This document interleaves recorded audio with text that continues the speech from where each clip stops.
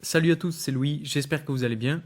Je fais cette vidéo aujourd'hui car je ne pouvais pas vous laisser sans nouvelles suite à ce qui est en train de se passer en ce moment pour les crypto-monnaies. Comme vous devez sûrement le savoir, on est en train de connaître un gros retournement du marché. La semaine dernière, on s'inquiétait de savoir où le marché allait rebondir et aujourd'hui, on se demande quand est-ce qu'il va arrêter de grimper. Dans cette vidéo, on va donc voir ce qui s'est passé et surtout le plus intéressant, ce qui nous attend pour la suite. On ira donc analyser la courbe d'évolution du prix du Bitcoin avec différents indicateurs comme notre fameux Fibonacci, mais aussi d'autres lignes de support et de résistance majeures qui ressortent et qui sont extrêmement importantes à connaître.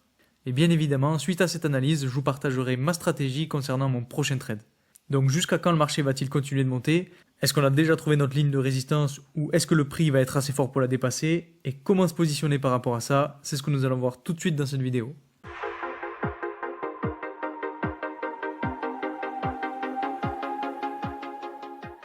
On va donc dans un premier temps analyser le Bitcoin et ses évolutions parce que comme vous le savez c'est vraiment cette crypto qui drive globalement tout le marché, donc c'est vraiment la référence pour analyser le marché. Puis dans un second temps je vous donnerai ma stratégie et comment je compte me positionner.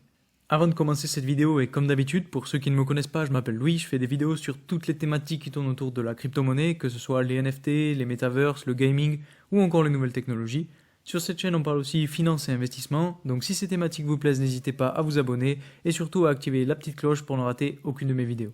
Au passage, je vous rappelle que je ne suis pas un conseiller en investissement, toutes les informations que je vous donne en vidéo sont simplement à but de divertissement et ne concernent que mon avis personnel, donc faites bien vos propres recherches avant d'investir dans quoi que ce soit. Ceci étant dit, on va aller directement voir la courbe d'évolution du Bitcoin. Comme je disais, on va rester sur cette courbe pour analyser le marché et essayer de comprendre comment et à quel moment le prix pourrait se faire rejeter. Dans un premier temps, on va essayer d'analyser le long terme avec des chandelles hebdomadaires, puis on ira ensuite plus dans le détail avec des chandelles journalières. Donc si on regarde la courbe avec des chandelles hebdomadaires, il y a plusieurs choses à voir et on va les construire ensemble petit à petit. Alors, on va commencer par tracer la première ligne de support. C'est une ligne dont je vous ai déjà parlé et qui se situe à environ 15 500 $. C'est la fameuse ligne de support qui a su supporter le prix aux alentours de la fin d'année 2022. Cette ligne de support s'accompagne d'une ligne de tendance qui retrace la baisse générale du cours du Bitcoin. Donc si je la trace, ça donnerait quelque chose comme ceci. Et vous voyez sûrement où je veux en venir. Quand vous tracez ces deux lignes, leur intersection se fait exactement au niveau le plus bas qu'on a connu pour l'instant depuis le début de la chute. Donc c'est un point stratégique à garder en tête. Ensuite, la seconde ligne de support à tracer, c'est celle qui est située à environ 18 000 $. C'est une ligne qui est aussi très forte, je dirais même encore plus forte que la précédente, car c'est celle qui a su supporter le prix entre mi-juin 2022 et novembre 2022. C'est aussi cette ligne qui a supporté le prix une dernière fois avant le début du bull run aux alentours de novembre 2020. Donc c'est une ligne qui est présente depuis longtemps et qui est très importante. Maintenant qu'on a vu les deux lignes de support et la ligne de tendance, on va passer aux lignes de résistance. Alors sur un intervalle hebdomadaire, je vais en tracer deux qui me semblent les plus importantes. La première, c'est celle qui nous intéresse le plus en ce moment et c'est celle qui est située à environ 25 200 $. Vous voyez que cette ligne a su repousser le prix pas mal de fois depuis juillet 2022, jusqu'à pas plus tard qu'hier d'ailleurs. Et aujourd'hui, on est en train d'assister à une bataille féroce entre les bears et les bulls pour savoir si cette ligne de résistance reste une ligne de résistance et que le prix reste en dessous, ou bien si le prix est assez fort pour passer au-dessus et qu'elle finisse finalement par devenir une ligne de support. Honnêtement, aujourd'hui, c'est très compliqué à dire car cette ligne est extrêmement forte, mais d'un autre côté, depuis la grosse poussée à la hausse qu'on a vue ces derniers jours, on retrouve pas mal d'enthousiasme du côté des acheteurs. Donc c'est finalement une ligne à surveiller de très près, mais attention au piège acheteur tout de même. La seconde ligne de résistance dont je voulais vous parler, c'est celle qui est située à environ 28 700 $.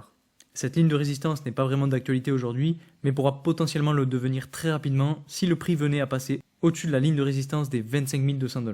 Et pour finaliser cette analyse sur la vue hebdomadaire, je me suis amusé à tracer un Fibonacci sur du très long terme, et donc sur toute la baisse qu'on a connue ces derniers mois, et ça donnerait donc quelque chose comme ceci à peu près.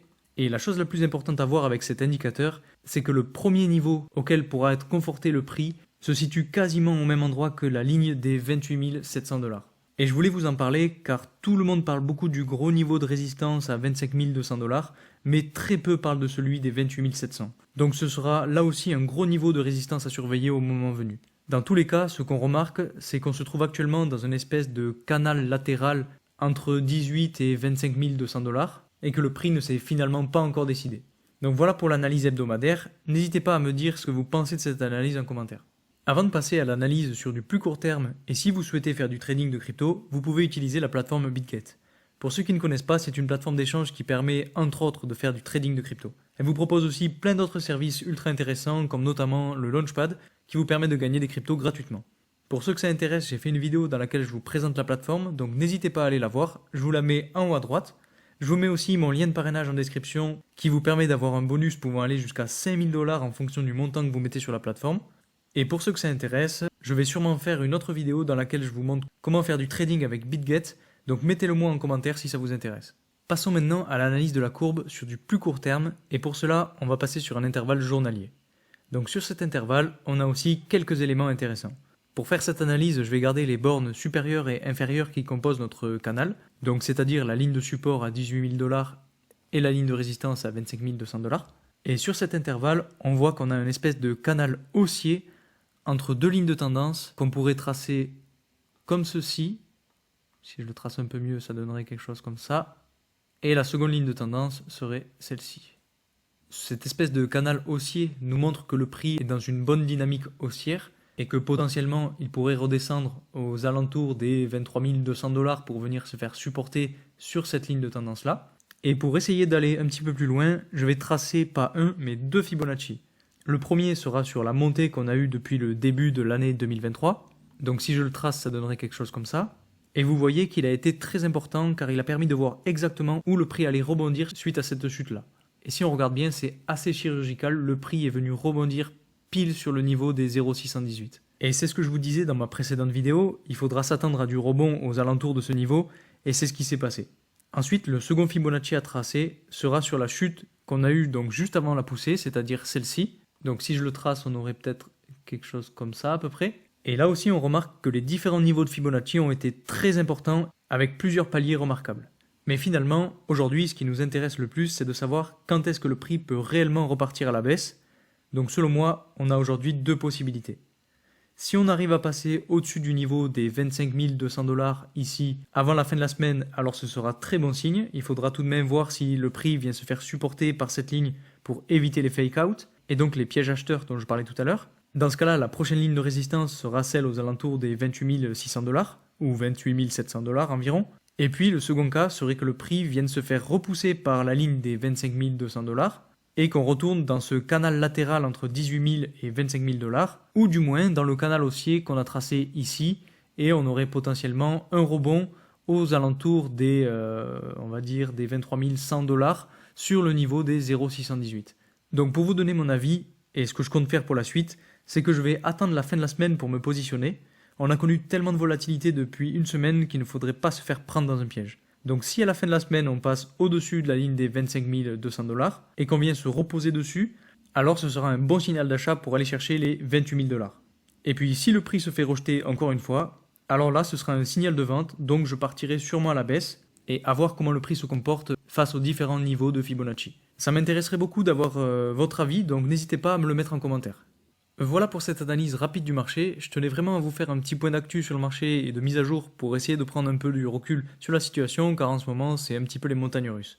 Au passage, si vous voulez diversifier votre investissement, j'ai fait une vidéo sur mon top 5 des actions à avoir pour 2023 et 2024, donc n'hésitez pas à aller la voir. Si ça vous intéresse, je vous mets la vidéo en haut à droite et en description. En tout cas, j'espère que cette vidéo-là vous aura plu, qu'elle aura pu aussi vous aider à comprendre la situation dans laquelle on se trouve actuellement. Si c'est le cas, n'hésitez pas à mettre un like, à vous abonner et à mettre en commentaire si vous voulez que je continue à faire ce type de vidéo où j'analyse de plus près les courbes de crypto-monnaies. Merci encore pour votre soutien et moi je vous dis à très vite pour une nouvelle vidéo. Salut!